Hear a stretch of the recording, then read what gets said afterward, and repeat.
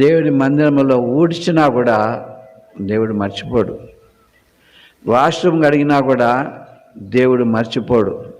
మైకి పెట్టినా, చేపలు వేసినా దేవుడు మర్చిపోడు. నన్ను ఆశీర్వదిస్తాడు.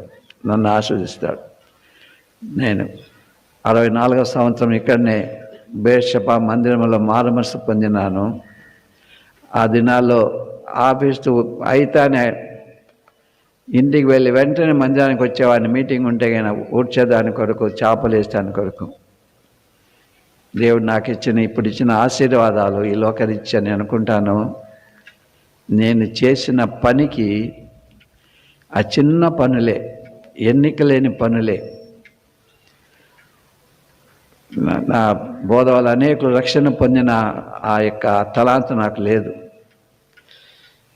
నాకుండేది అప్పుడు నేను చేసిన పని ఊడ్చే పని, చేపలేసే పని. ఇప్పుడు కూడా దేవుడు మర్చిపోలే. దేవుని మందిరాన్ని ఘనపరిస్తే దేవుడు మిమ్మల్ని ఘనపరుస్తాడు.